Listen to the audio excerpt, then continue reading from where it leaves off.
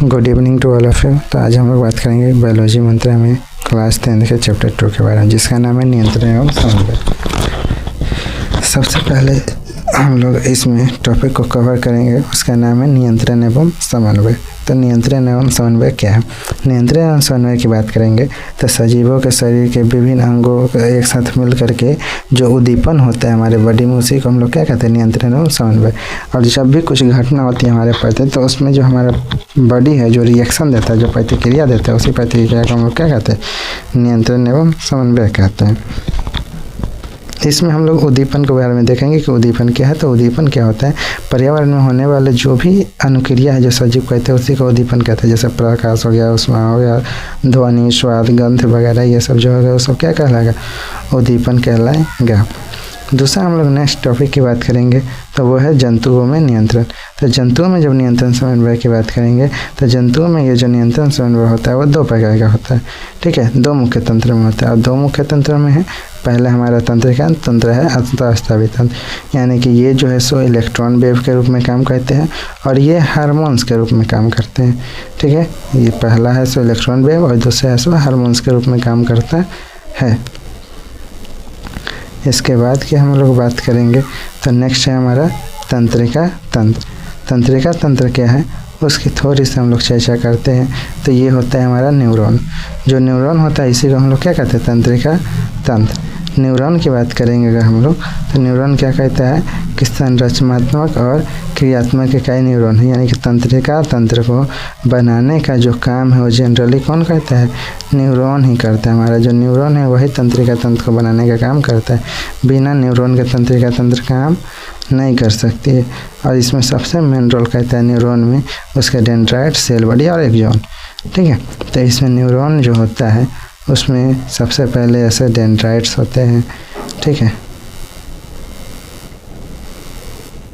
और इसके बीच में एक सेल बॉडी होता है और इसमें बहुत सारे ऐसे डेंड्राइट्स निकले हुए होते हैं। ठीक है, और ये डेंड्राइट्स जो है सो कोशिका का काम करते हैं। और ये होता है सेल बॉडी। यही सेल बॉडी जो है सारे इंफॉर्मेशन को एग्जीक्यूट करता है और उसमें जो एक्सॉन होता है, ये एक्सॉन आगे जा कर के जो है सो एक्सॉन जो होता है वो क्या कहते हैं? आगे का वर्किंग काम सारा का सारा करता है और सारा का सारा काम देखता है। चलिए, इसके बाद हम लोग आगे की बात करेंगे सिनेप्स। सिनेप्स क्या है? तो सिनेप्स की बात करेंगे तो दो तंत्रिका कोशिकाओं के बीच जो खाली जगह पाया जाता है उसी को सिनेप्स कहते हैं। ठीक है, यानी कि एक तंत्रिका कोशिका यहाँ है, एक तंत्रिका कोशिका यहाँ है, दोनों के बीच में जो खाली जगह, इसी खाली जगह को हम लोग क्या कहेंगे? सिनेप्स कहेंगे। ठीक है, इस सिनेप्स के बाद की बात करेंगे तो तंत्रिका कोशिका का यहाँ पे आप अपने नोट्स में एक चित्र बना सकते हैं।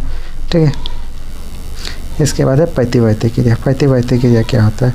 Reflex action. प्रतिक्रिया क्या होता है कि जब आप किसी भी चीज़ को, गर्म वस्तु को छूते हैं, छूने के बाद अपना हाथ अपने आप जब वापस पीछे झटकता है, इसी को हम लोग क्या कहते हैं? प्रतिवर्ती क्रिया कहते हैं। ये मेरुरज्जु में मेन रूप से होता है, यानी कि क्रिया के प्रति जो प्रतिक्रिया एकदम तुरंत फास्ट होती है, जिसमें आपका दिमाग का कोई यूज नहीं होता है, इसी को क्या कहते हैं? प्रतिवर्ती क्रिया कहते हैं, रिफ्लेक्स एक्शन कहते हैं। जैसे ही गर्म वस्तु छूते हैं अपने हाथ पीछे खींच लेते हैं, आंखों पर तेज रोशनी पड़ती है, पलक झपकना शुरू हो जाता है, तो ये जो है सो क्या होता है? रिफ्लेक्स एक्शन होता है। और इसे रिफ्लेक्स एक्शन के कारण जो है सो हमारा अंग जो है सो नुकसान होने से बच जाता है। जैसे रिफ्लेक्स आर्क क्या होता है?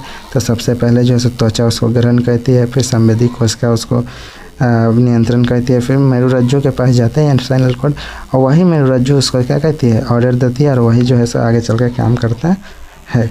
इसमें दिमाग का कोई वर्किंग यूज नहीं होता है।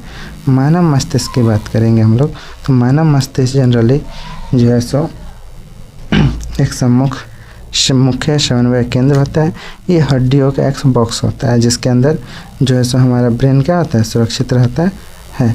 हड्डियों के एक बॉक्स की अगर बात करेंगे हम लोग तो इसमें मेन रूप से तीन होता है। एक पूरा मस्तिष्क होता है, वो मध्य मस्तिष्क होता है और पश्चिम मस्तिष्क, यानी फोर ब्रेन, मिड ब्रेन और हिंद ब्रेन।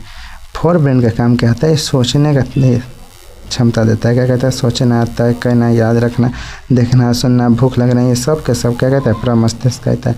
जबकि मध्य मस्तिष्क का काम है सिर दर्द करना, ठीक है, सिर, गर्दन और धड़ की प्रतिवर्ती क्रियाओं जो होती है सबको नियंत्रण करना। गर्दन, धड़ इस सब को नियंत्रण करता है।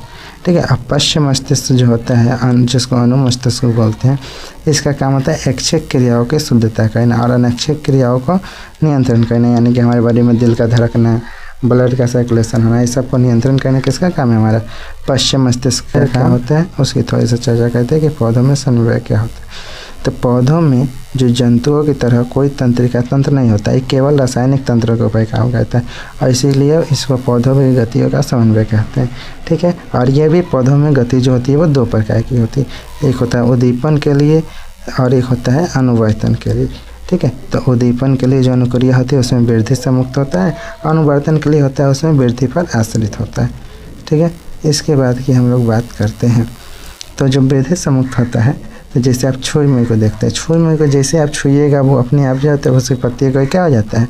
सिकुड़ने लगता है। तो ये कंपानुकंचन गति होता है जो उद्दीपन को बताता है, जबकि प्रकाशानुवर्तन होता है जिसमें कई सारा चीज़ आप लोग देते हैं, जैसे कि देखे होंगे आप प्रकाशानुवर्तन, फिर गुरुत्वानुवर्तन, जलानुवर्तन, रसानुवर्तन, मतलब कि प्रकाश की ओर जो है सब पेड़ का मुड़ जाना, गुरुत्वाकर्षण के बाद गुरुत्वाकर्षण की ओर होता है, जैसे कि गुरुत्वाकर्षण के लिए कि जड़ जो है सो गुरुत्वाकर्षण की ओर नीचे की ओर जाता है तो तना उसके ठीक उल्टा चलता है, ये गुरुत्वाकर्षण का होता है। जलानुवर्तन मतलब जिस दिशा में जल होगी, मान लीजिए कि यहाँ पे आप कोई पेड़ लगाए हुए हैं, यहाँ पे जल का स्रोत है, तो पेड़ का जड़ धीरे धीरे क्या होगा? इधर की ओर मूव कर जाएगा।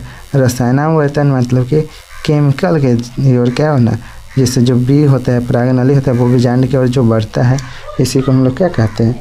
उद्दीपन कहते हैं या फिर अनुवर्तन गति कहते हैं, जो कि पादपों में होता है। इसके बाद है पादप हार्मोन। पादप हार्मोन की अगर बात करेंगे हम लोग, तो पादप हार्मोन जो है सो पौधे के वृद्धि, विकास, पर्यावरण की गति सब को नियंत्रण करने में मदद करता है, जिसमें सबसे पहला है हमारा ऑक्सीजन। ऑक्सीजन क्या कहता है? केवल लंबाई बढ़ाता है, बढ़ाते जाता है, बढ़ाते जाता है, बढ़ाते जाता है। जिबरेलिन क्या कहता है? सेकेंडरी ग्रोथ जाता है, जैसे ऑक्सीजन आगे से लंबाई बढ़ा दिया तो नीचे से ही क्या करेगा? मोटाई बढ़ाएगा। जो ऑक्सीजन होता है वो जब आगे से लंबाई बढ़ा देता है तो ये पीछे से क्या करेगा? मोटाई बढ़ाएगा, यानी कि पेड़ को मोटा करने का काम करता है। साइटोकाइनिन क्या करता है? साइटोकाइनिन जो है कोशिका विभाजन करता है, तेजी कहता है, फल और बीज में ही पाया जाता है और ये ग्रोथ को थोड़ा सा रोकने का काम करता है। ग्रोथ को बढ़ने के वजह क्या करने का काम करता है? रोकने का काम करता है। और सबसे मेन जो होता है वो एब्सिसिक एसिड होता है, जो कि वृद्धि को पूरी तरह से रोक देता है, ठीक है। वृद्धि को पूरी तरह से क्या कहता है? रोक देता है। और वृद्धि को पूरी तरह से रोक देता है और इसको पत्तियों को मुरझा कर गिरा देता है ताकि पेड़ पे ज़्यादा लोड ना। इसके बाद हम लोग नेक्स्ट पढ़ेंगे जंतुओं में हार्मोन। जंतुओं में हार्मोन की बात करेंगे तो जंतुओं में अंतःस्रावी ग्रंथियाँ सीधे रक्त में हार्मोन को स्रावित करती है। तो वो हार्मोन क्या है? उस हार्मोन की हम लोग चर्चा करते हैं। तो ये हार्मोन है पिट्यूटरी ग्रंथि। कौन सी ग्रंथि है? पिट्यूटरी ग्रंथि। पिट्यूटरी ग्रंथि की बात करेंगे तो ये वृद्धि हार्मोन है। ये बॉडी में क्या हार्मोन को क्या कहता है? पीयूष ग्रंथि कहता है। इसमें से जीएच हार्मोन निकलता है जो कि बॉडी को ग्रोथ के बढ़ाता है। इसको मास्टर ग्रंथि भी कहते हैं और इसका मुख्य काम होता है शरीर के विकास को नियंत्रण करना। दूसरा है थायराइड। थायराइड क्या होता है? थायरोक्सिन हार्मोन इससे निकलता है और ये जो है सो आयोडीन की कमी की वजह से रुक जाता है और ये जो है सो घेघा रोग को क्या कहता है? रोक के रखता है, घेघा को होने नहीं देता है। नेक्स्ट हम लोग बात करेंगे अग्नाशय की। अग्नाशय क्या है? तो इससे जो है सो इंसुलिन हार्मोन निकलता है जो कि डायबिटीज बीमारी होने से हम लोग को बचाता है। इसके बाद हम लोग बात करेंगे तो इसके बाद हमारा क्या है? अधिवृक्क। अधिवृक्क क्या है? एड्रीनल। एड्रीनल क्या होता है? ये आपातकाल हार्मोन है, ठीक है। यानी कि ये हार्मोन जो है सो इमरजेंसी में निकलता है। डर, गुस्सा, तनाव में धड़कन के श्वासें जो बढ़ जाती है, ठीक है, तो उसी का कारण ये निकलता है। इसको लरो और उरो हार्मोन भी कहते हैं। इसके बाद है वृषण जो कि नर में पाया जाता है। इससे टेस्टोस्टेरोन हार्मोन निकलता है जो लड़कों में यौवनावस्था के आरंभ में आ जाता है। और ओवरी होता है मादा जिसमें एस्ट्रोजन हार्मोन निकलता है जो कि लड़कियों के यौवनावस्था में आ जाता है, ठीक है। इसके बाद है हमारा कुछ इस चैप्टर से जुड़ा हुआ महत्वपूर्ण प्रश्न, जिसमें से सबसे पहला क्वेश्चन है न्यूरॉन का चित्र बनाना है। दूसरा है प्रतिवर्ती क्रिया और टहलने के बीच क्या अंतर है। पादप हार्मोन क्या है कि नहीं, दो पादप हार्मोन के नाम लिखना है। आयोडीन युक्त नमक के उपयोग की सलाह क्यों दी जाती है। मधुमेह के कुछ रोगियों की चिकित्सक इंसुलिन का इंजेक्शन देकर क्यों किया जाता है। तो ये सब क्वेश्चन है। यदि आपसे ये क्वेश्चन बन जाता है तो अच्छी बात है। अगर आपको बनाने में कोई भी समस्या होती है तो आप हमें कमेंट करें, हम इसका आंसर आपको देंगे।